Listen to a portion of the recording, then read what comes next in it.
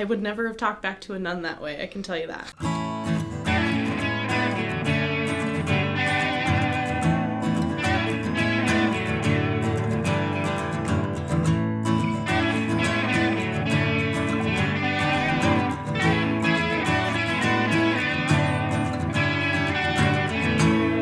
Welcome to the podcast. The Book Isn't Necessarily Better, presented by the Community Library Network here in North Idaho. We are your hosts, Roxanne and Michaela. This podcast is about exploring the collections that we have here in the library and comparing books that we read to the adaptations that have been made from it. Movies, plays, graphic novels, you name it. What are we talking about today? Today we're talking about Persepolis. Persepolis is actually the first graphic novel we've talked about on this show, or I guess the first graphic novel we've featured. Yes, where it's the source material. Yes. Persepolis was written in 2000 to 2004 by an Iranian woman named Marjane Satrapi. She was born in 1969 in Iran and grew up in the city of Tehran. Her parents supported Marxist causes against the monarchy of the last Shah, and I won't tell you that I know a lot of the history of the Iranian Revolution. I really don't. In 1979, the last Shah was ousted. He was replaced by Ayatollah Khomeini. There was a cultural revolution happening at the same time, and Iran ended up as a theocratic republic.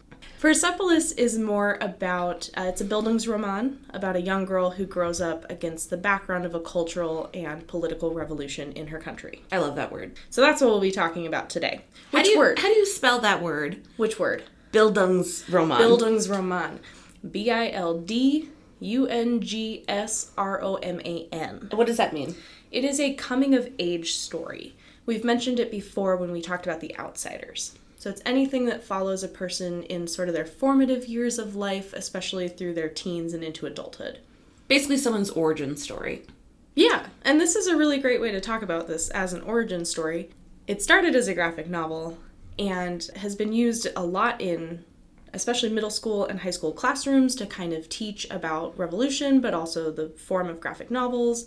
Bildungsromans, coming-of-age stories, autobiographies, all of these things are kind of wrapped up in this. Okay. Tell me a little bit more about what happens in it. Sure. So Marjane is our hero. It starts before the Cultural Revolution because she can remember a time before that when she was a young child, before they had to wear the veil, before Muslim culture kind of took over as both a political and a cultural mainstay in Iran.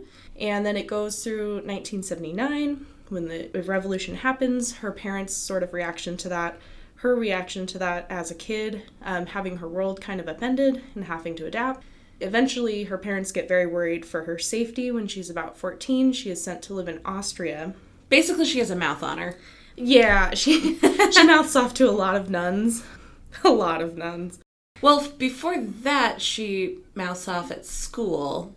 She does mouth off at school. She goes to a French school when she's in Iran, but then once the revolution happens, they ban all languages except Farsi. So she no longer is allowed to speak French at school. She starts going to a school where the boys and the girls are separated. Eventually, her parents do send her to Austria to attend another French school. And she doesn't speak German when she's in Austria, right? Right, when she goes. Now, I guess because she's got such a kind of rich multicultural background, she speaks English, French, Swedish, German, Italian, and Persian. Oh, is that all? Yeah, that's it.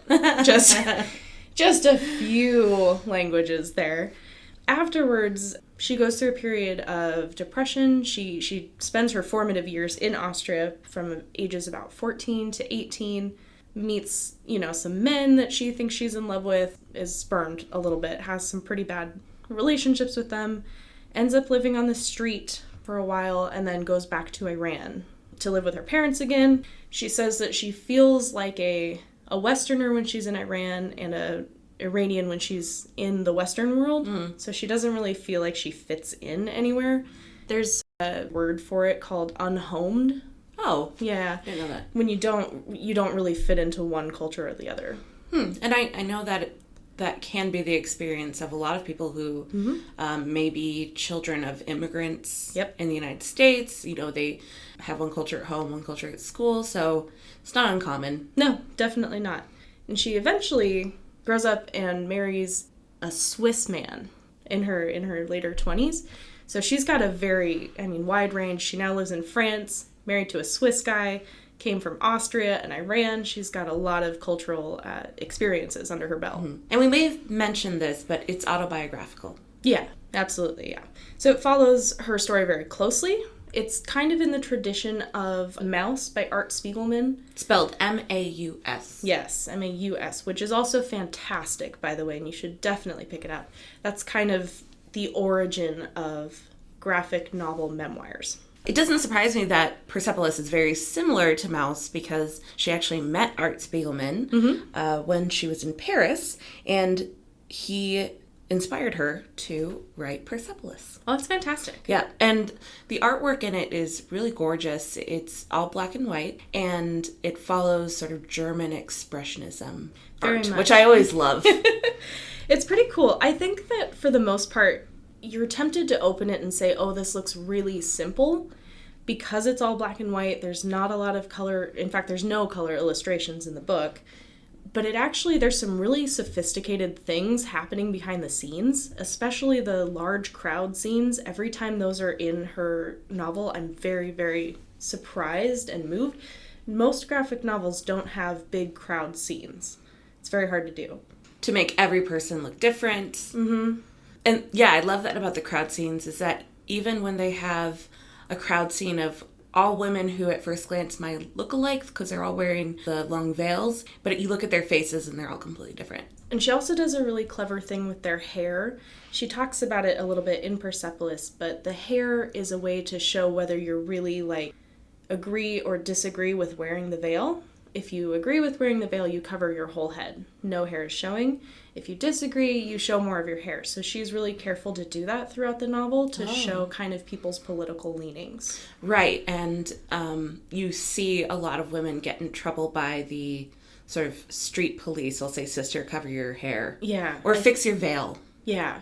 She calls them the guardians, I think. Mm-hmm. And anyone who's seen anything dystopian will recognize that, this is an actual kind of example of that in the real world. They are very, under the guise of helping, very oppressive. And the Iranian Revolution, so like we mentioned, women were required to cover their hair, whereas before the late 70s... Wasn't a thing. No, Iran was pretty westernized in terms of dress. Mm-hmm. You might see women wearing, miniskirt, but in late 70s they then had to cover their hair. And Margaret Atwood used that as an example in The Handmaid's Tale. Yeah, kind of a springboard for it.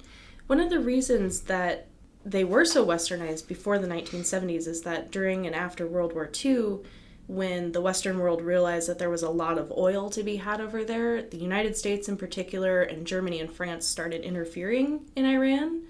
And so the culture kind of seeped in there as well, which I think is just fascinating. Mm-hmm. Yeah. And then the revolution in the late 70s was a resistance against Western culture, as they saw it. Decadence is the word that is used a lot. One thing I do want to talk about with this graphic novel is actually the fact that Marjane Satrapi herself doesn't like the term graphic novel. Really? Yeah. She actually prefers the term comic book. Oh. Yeah, which is really interesting because graphic novel was first used in 1978 by a guy named Will Eisner, who specifically wanted to distinguish his book that he had published from comic book collections. Right, he wanted to make them a little more serious, or he wanted people to take it more seriously. Right. And for sure, when you say graphic novel, I think people take you more seriously than if you said I'm reading a comic book. Yeah, for sure. We at the library have a graphic novel section that has both graphic novels and comic books. Mm-hmm. Mm-hmm. But they're all under the umbrella of graphic novels now. So Satrapi actually says in an interview, people are so afraid to say the word comic. It makes you think of a grown man with pimples, a ponytail, and a big belly. Change it to graphic novel, and that disappears. No, it's all comics. So that's an interesting take, I feel like, because that is interesting. Most people want the opposite. They want their art to be taken seriously as a graphic novel and not seen as a comic. I mean, I can see that because while Persepolis seems like a very serious story, it has a serious backdrop, the character of Marjane is very silly. Oh, yeah. And there's a lot of humor in Yeah. Persepolis. I happen to think she's very funny. I particularly like there's a scene where she goes down to buy tapes on this avenue. Like cassette tapes. Oh yeah, this is the 80s, I guess now. This is the 80s. They have cassettes. But she goes down to this avenue where they're all selling tapes, like on the black market kind of. So it's a bunch of guys in trench coats. And this is her recollection of it, right? So it might be a little bit colored by her own personal experience, but it's a bunch of guys in trench coats who, like, they're almost like flashers, right? They're like opening their coats and like telling her, Like, want to buy a watch? yeah, like whose tapes they have. So like Stevie Wonder and Michael Jackson. Anyway, it's a very, very humorous scene. And then the scenes where she is like listening to her tapes and where she's talking back to nuns. She's a very funny, mouthy human being. Mm-hmm. Yeah. She has a lot of sass that I definitely did not have growing up. Yeah, no, I didn't either. The last thing I do want to say, just on the graphic novel topic, before we move on a little bit, is that even today there is a little bit of a stigma about graphic novels. I'm a graphic novel fan. Are you? Yes, I am. Okay. I'm a little late to the game. Yeah. I think only in the last 7 years or so I've gotten into graphic novels. But, Sure. you know, we've been trying to actively grow our graphic novel section at the library. So Yeah. I'm all for graphic novels. Me too. I think that, Scholastic has a really great guide for teachers and librarians where they talk about how graphic novels can help motivate readers, especially reluctant readers. Yeah, it's great for that. It's wonderful. And it can also help kids who are struggling with language acquisition or with the emotional appeal of books who don't quite understand the language, but they've got some visuals to help back them up. And also really great for English language learners. Oh, that would be a great way Yeah. to learn English. Yeah. Yeah. Plus, I think it's an interesting medium because more and more things are visual in our world and you get more information than just the words, right? You're also getting things backed up by the pictures. Yeah, I mean, personally, my brain is wired so that if I'm watching anything on TV and I'm able to put on closed captions, I put them on. Oh. Because this is the way that I'm wired, I actually absorb it way better if I have the words on the screen as well. Oh, that's interesting. Okay. I feel like I do worse if there's words on the screen. Yeah, I always ask my viewing companion if they mind because I get so much more out of it. Because I think I'm a really visual learner. Oh, interesting. And so sometimes I'll feel like by just listening something will go over my head. Okay. That's really fascinating. I feel like I listen better than I see. We're different people. Michaela and I, we're thinking we need to make some sort of theme song for when we realize how different we are. We're keeping a little tablet of our differences here. Spreadsheet. Yeah, so we can make a little jingle for ourselves one of these days. We should talk really quickly about the origin of the word Persepolis. Oh, yes. Okay. We realized the other day that neither one of us knew what that meant. No. We're like, yeah, let's do Persepolis for the podcast. What does that mean? So Persepolis was the ancient capital of the Persian Empire, way back in the day, and she picked the title to imply that Iran has a much longer and generally more peaceful history than the last 60 or so years of turmoil would lead you to believe. I can only speak anecdotally, but when I have spoken to my friends who are of Persian descent, you know, I've asked them before, do you consider yourself Iranian or Persian, or how do you best identify yourself? And they usually say Persian because that is the culture that goes back for millennia. Right. And they talk about that in Persepolis. Marjane has a little section where she kind of goes through the different invasions that have gone on. Again, they're really great crowd scenes because it's a bunch of like guys on horseback in different sorts of army uniforms or different sorts of clothing that are coming and invading and attacking Iran/Persia. Super interesting. It's a real short section in there, but it's a really good section. I also want to talk about, we mentioned the crowd scenes, but there's also some really great sort of impressionistic scenes in there. I guess it would be expressionistic because I don't know the difference between the two. I'm not an art critic, folks. But there's several scenes that are really enhanced by her just like out of the box sort of drawings. One of them is she talks later about doing drugs with some people she lives in kind of a commune with, and there's a really great panel that's just trippy. Like, her face is all distorted, and the other woman's face is distorted, and there's, like, some weird stuff going on in the background. It's very Picasso. Yeah, it's extremely Picasso. It's a really great way of enhancing, especially if you're reading this as a middle schooler or a high schooler, without being really graphic about her, ironically, without being really graphic about her drug use. It's a great way to convey sort of the confusion and existential dread she felt at that point in her life. That's a really great scene. There's also a really horrifying one at the beginning. The Cultural Revolution was sort of sparked by this incident at a movie theater where the police actually barred the doors and then set the theater on fire. Oh my God. Yeah. That scene is really brought home by the way she draws out. There's like the outline of bodies with flames swirling them around them. So nobody has any like features or anything. It's sort of a faceless but like horrifying scene of violence. But I think that she does it really well without, again, being super graphic about what's actually happening. And that happens several times throughout the book. And I think that's a great use of art to enhance the story. It would be interesting to compare those panels to Mouse, which is about the Holocaust, to how violence is depicted in Mouse, to see maybe some influences on her. Yeah, it's pretty different, I feel like, but Mouse is the Nazis are represented by cats and the Jews are represented by mice.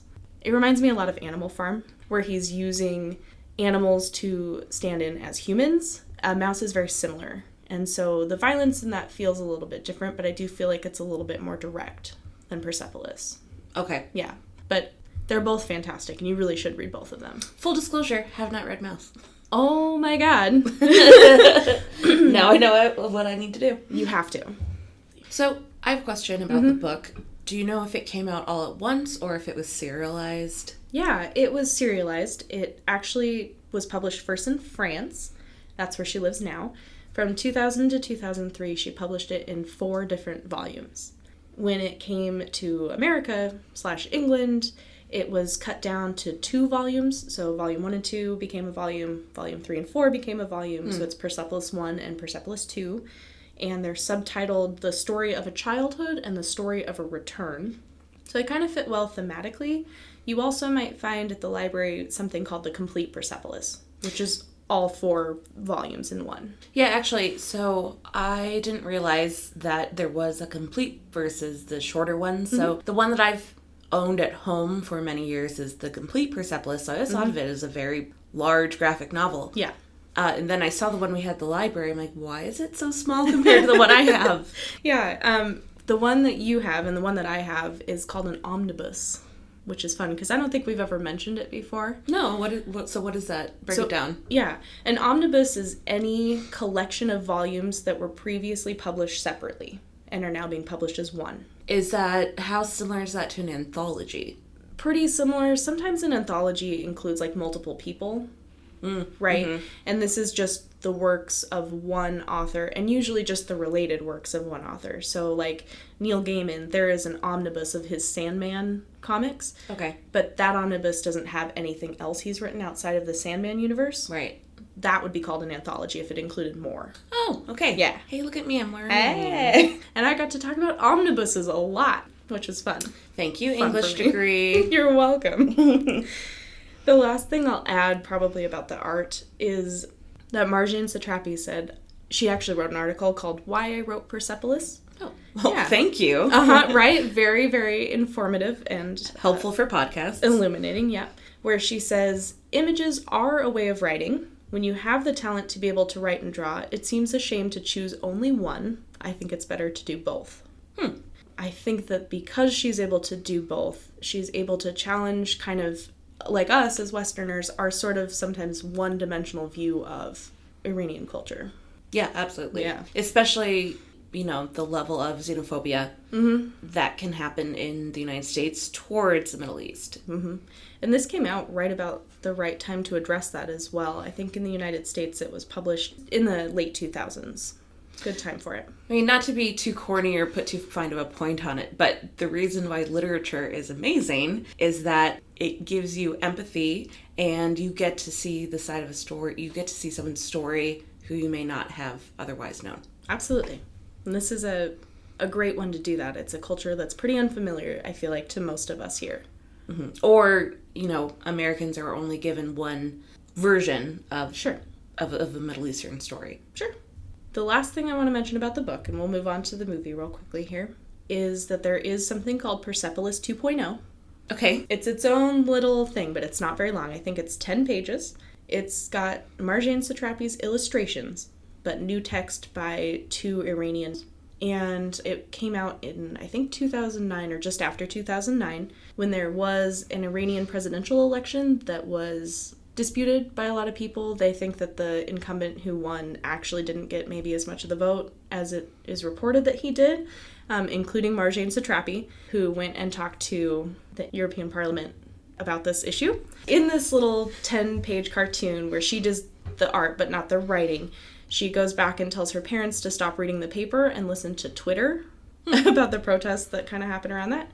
And it was originally published online on a website called Spread Persepolis, which no longer exists except in the form of the Wayback Machine. What's a Wayback Machine? The Wayback Machine is this nifty little internet thing. Everyone should know about it. You should. It's an internet archive of dead and old pages. So what they would have looked like way back in the day, or if they're dead pages, it has a little bit of an archive of what those were like. It's incredibly helpful if you do any kind of research for anything. Mm-hmm. Literally anything. If you want to know about literary stuff, if you want to know about history, you should know about the Wayback Machine. Which, by the way, do you know where Wayback Machine comes from?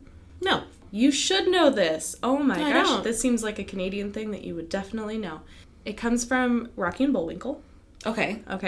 In the Rocky and Bullwinkle show, there is... Which is an old cartoon from the 60s? Yeah, that 60s, seems about right. Yeah. In that, there's always a little section with Peabody and Sherman. It's a dog and the guy. Oh, yeah! Yeah! And they travel in the Wayback Machine to kind of illuminate history. Eliminate history? Illuminate history. Eliminate history! Yeah, you can't do that. No, we probably shouldn't do that. We've discovered that when people try to do that, it goes very poorly for everyone involved. Mm-hmm. Yeah. So anyway... So let's move on a little bit to the movie. Is that okay? Before we do, I just want to say that Persepolis has been translated into 12 languages, and it's sold over 1.5 million copies worldwide. Wow. Okay. It's a bestseller, folks. Read it. It's great. Good stuff. Mm-hmm. Okay. The movie premiered at Cannes, with an S, Film Festival in 2007. It did share the special jury prize with Silent Light. It was co-written and co-directed by both Marjane Satrapi and a guy named Vincent Perinaud. Mm-hmm. They originally came out in French. Mm-hmm. Some of the French people in it are actually quite famous. It's got Catherine Deneuve and her daughter. The one that I watched, so when I originally saw it in theaters, it was in French with subtitles. Mm-hmm. And then when I watched it online for this podcast, it had English dubbing. Yes. Which one did you watch? I watched the original French with the English subtitles. And I will say that actually it's really hard to do that because not the entire film, 99% of the film is black and white, and the subtitles are white. They should have made the subtitles yellow. That's what they usually do for black and white movies. Right? I would anyway, I think that was a little bit of an oversight by someone putting that movie together, but that's okay. I still got through it, and I think it's actually pretty great. The English overdubbed version has Gina Rowlands, Sean Penn, and Iggy Pop in it. Oh. Uh-huh. Who did Gina Rowlands play? I'm not sure. Oh. Honestly, I read the names and I was like, these are big names, but I honestly couldn't tell you who they play. I did feel like people sounded familiar. I do want to say it was a little distracting because they give Marjane, in the dubbed English one, Marjane has either a Persian or sort of French accented English. Wow. And then everyone around her sounds very American. Oh. So her parents sound American, her mom sounds American, and so everyone sounds American, and then she, for some reason, has this accent. Okay, that's really strange.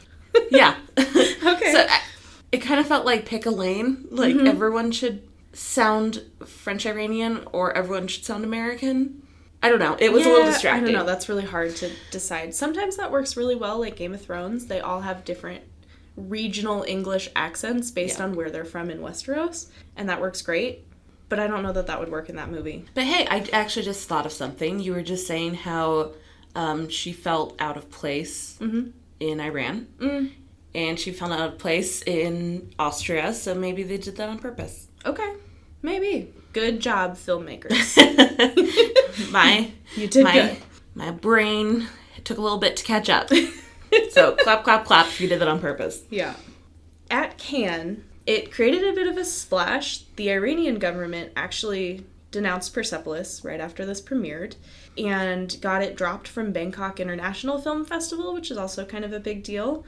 The Iranian government wrote a letter that said it was an unsuitable act to show the film and thought that it only presented Iran's unrealistic face of the achievements and results of the glorious Islamic Revolution, and banned it from Iran, obviously, until 2008, when they relented a little bit and showed a censored version.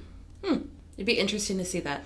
Yeah, I'd really like to see what the censored version looks like. I feel like it would probably just stick to the parts where she's with her family and anything outside of her home. Yeah, I'd be really curious to see how much of the end of the film they take out, where it discusses her and her husband before they're married. Her first husband, I should say. She and her first husband are in a relationship, and at that time in Iran, you were not really allowed to be out on the streets, like, as a couple. They get arrested because they're holding hands. Yeah, in a car. Like, not even on the street. They're semi-private and still get arrested.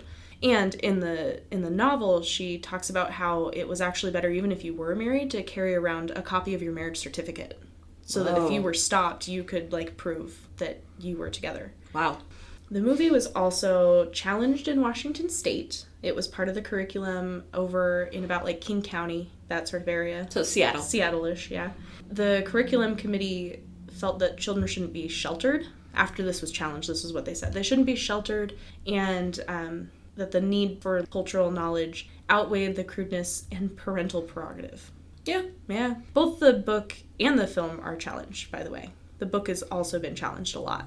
Oh, I could see that. But I think it's a really great book to have in curriculum. Yeah, I think for kids. Yeah, it widens your perspective so much just to have something different in there, especially a comic book by a female artist. I hate to say it, but that's a little bit more rare. So I think that that's a really widening perspective to have. When I was in high school, I took American Studies, so it was sort of like honors, English, and history put together.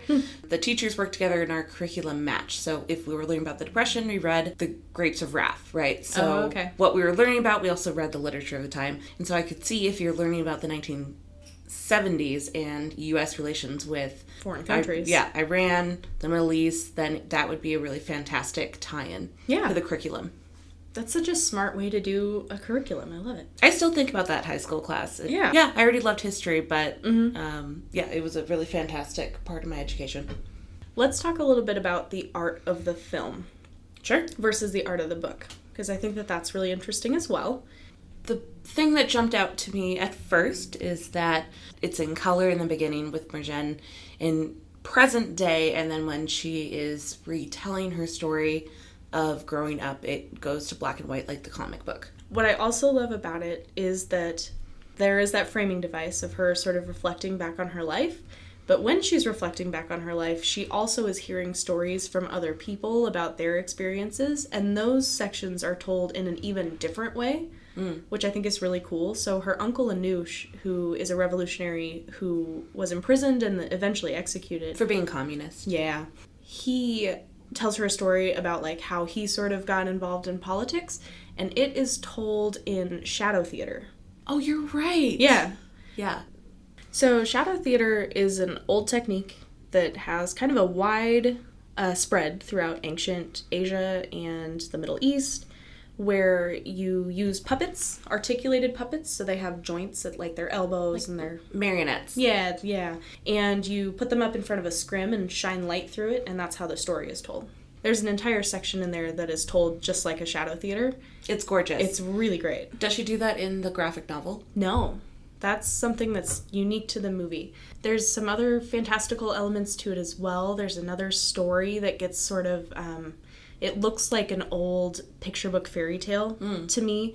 Especially Hans Christian Andersen, there's a version of his fairy tales where all of the illustrations are paper cut. Oh, cool. And that's kind of what that reminds me of. So some of the elements in it are a little more fantastical. Like the clouds are differently animated than the people.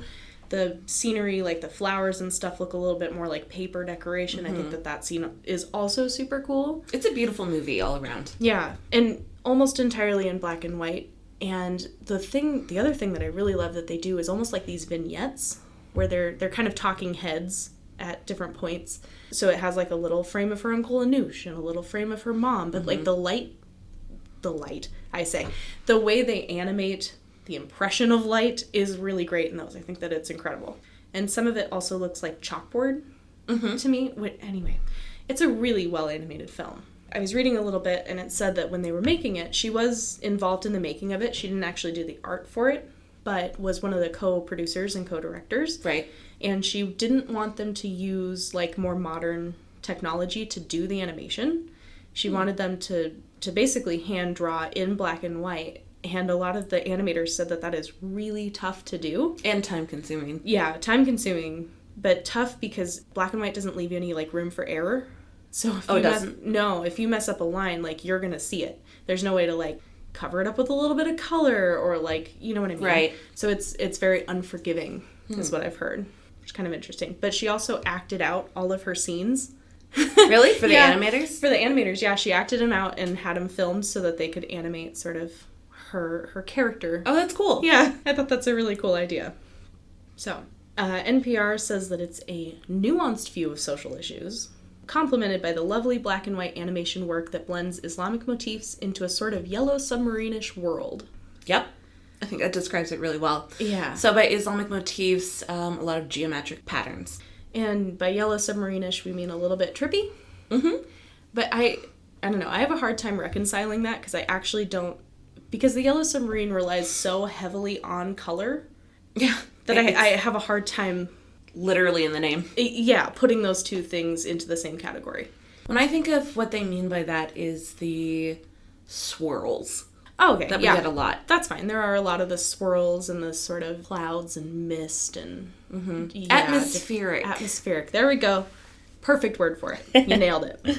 This was also nominated for an Academy Award. It was nominated for Best Animated Feature. And Marjane Satrapi was the first woman to be nominated for that, which is... Really? Yeah, pretty crazy. Should we talk about Marjane a little bit more and what else she's gone on to do? Yeah. She's really prolific. But one fun fact I want to share with you is that she describes herself as an obsessive. She's seen the movie called Seven Samurai more than 300 times. Are you... Really?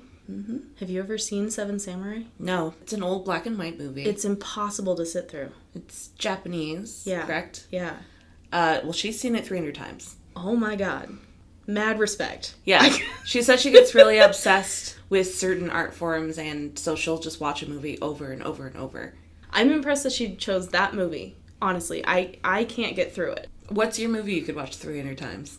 There's a couple, and they're all gonna make me sound like I know! I was just thinking about the ones that I would say, and it's like, I'm gonna sound so stupid. I'm gonna sound so vapid, but I'll tell you anyway, because... Okay, I'll tell you. Okay. Tell me. Okay, I've got 3 that I could literally watch for all time. None of mine are beautiful art house films, I'll tell you that. Only one of mine I would consider a beautiful art house film, and you're gonna laugh when I tell you which one. Okay, tell me. Up. No, everyone loves Up. Everyone does not love Up. I've discovered this. Who does not like Up? People with no soul. No, but like, give me a name. Who doesn't like Up? We will track them down. Who has not cried? I've cried in the beginning of Up. Yeah, I cry every time. And I cry at the end. And I cry mostly through the middle as well. It's my favorite film of all time. I don't think that's a stupid one. Okay. Mine feel more stupid. Okay, so I give you one. Give me one. You've Got Mail for 1998. Are you online? I love You've Got Mail. It has such wonderful rewatchability. It does. F-O-X. F-O-X. I could quote that movie, unfortunately, all day long. So I don't find any fault with that one either. I knew that Ryan and I would have a long, happy marriage when he said that he also loves You've Got Mail. Because everyone watches it with their mom when it's on TV. Oh, yeah, absolutely. Yeah. I watched it with my mom. It's a great mom movie. It is. Because there's nothing in it to, like, make you feel weird that you're watching it with your mom. Yeah, it's not When Harry Met Sally. Yes. Okay, what... Same author and same... Yeah. Same author, same actress. Mm-hmm. So. What's your other one? Okay. My other two, I've got 3 total. My other 2 are Legally Blonde. Legally Blonde is great. It's an amazing movie. It is. I stand by that. I'm always embarrassed to say it, but it's good. Yeah. Okay, good. It's a great movie. And my last one, and this will definitely show my age, but this is like the movie that I feel like defines, like, it's my Bildungsroman. Okay. Juno. Juno's great. It's so funny. And I saw it opening night in the theater in 2007. Me too. Yeah. Okay, good. Okay, what are your other 2? Stepbrothers. With Will Ferrell and John C. Reilly. Okay. That movie makes me laugh start to finish. So much room for activities. So much room for activities. And I did watch it with my mom, and she started crying. She was laughing so hard. So... Okay. And then, I guess my more serious one is The Women from 1939. I could watch that movie over and over and over. Okay, we had to get an old one in there. Tell me a little bit about it. I don't know. Oh, it's a completely female cast. Even the animals in it are female.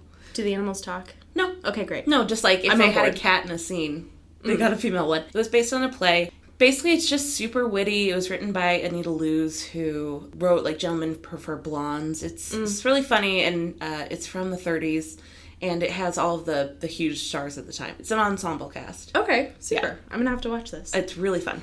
All right. Those are my 3 Desert Island movies. Well, Seven Samurai 300 times. Ugh, I can't even. Okay. No. Well, okay, after that tangent, a little bit more about her. She lives in Paris now. Mm-hmm. She married a Swissman. A Swissman. His name is Matthias Rippe. All right. Yeah. You know, she's also a children's book author. Mm-hmm. She wrote a book called Monsters Are Afraid of the Moon. Cute. She also, besides directing Persepolis, she directed this sort of random comedy movie called The Voices. Mm-hmm. It's an American movie with Ryan Reynolds, and it's a very dark comedy. He hears voices and commits murder, I think. I think so, too. Yeah. Yeah, so she's super prolific. So she writes, she directs. Oh, she wrote a really wonderful graphic novel we have here at the library. It's very short, so it's a super quick read. You can read it in like half an hour, called Embroideries. It's really good. It's a story of really just a group of women who are talking to, like, a group of older women who are talking to maybe their 20-something nieces. Yeah. And they're all sort of sharing their experiences of being women and their experiences with men. Yeah. And marriage and children, but mostly marriage. It's a really nice, like, multi-generational women's story in comic book form. It's very funny. Yeah. Her grandmother is particularly amusing in both this and Persepolis. Yes. You find out in Embroideries that her grandmother was on opium all the time. Oh, yeah. She's like, and P.S., my grandmother was really crabby in the morning until she had her first opium. Her pipe. Her first opium pipe of the day. I completely forgot. She shows it in Persepolis, but she doesn't say what's in it. Oh. Yeah. And then, you find out in Embroideries. She also has a graphic novel called Chicken with Plums. Tell me about that. I don't know much about it itself, but I know that it was also a live-action film that she collaborated with Vincent Perronade on. The same guy from Persepolis. Ah. Yeah. And she directed a 2019 biopic about Marie Curie. Really? Yeah, called Radioactive. That's a good name for it. Is it live action or animated? Live action. Okay. Yeah. Uh-huh. Well, before we go, is there anything else you would like to add? Yeah, I just want to say that autobiographical or biographical graphic novels are a really fascinating set of books to read. So if you like Persepolis, here's a couple others you should read. Ooh, tell me. Mouse by Art Spiegelman, which we've already mentioned. Fun Home by Alison Bechdel. Yes. Yeah. Which they also made into a musical. Which is fabulous. We can do Fun Home. Let's do it. A book called Stitches by David Small. What is that about? I keep seeing that around. It's about just this kid and his life growing up, but he had some sort of disease and ended up having to have like all these stitches. And anyway, he comes from a real dysfunctional family, and it's... Ooh, then I'd like it. You would. But it's a wonderfully drawn graphic memoir. The March series by Andrew Aiden, John Lewis, and Nate Powell, which follows the 1960s marches. El Defo by C.C. Bell. That one's a little bit more for kids, but it's great. It talks about her life and her experiences as a deaf woman. They Called Us Enemy by George Takei. Oh, yeah. Which, that's maybe my favorite. I love that and Mouse. Those are my two favorites. And anything by Lucy Nisley. So French Milk, Relish, Kid Gloves, and Age of License.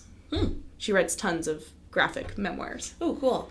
One I would like to suggest, I just finished reading it. It's called Hey Kiddo. It's for young adults, I'd say, but, well, anyone could enjoy it. It's by, let's call him Jared K.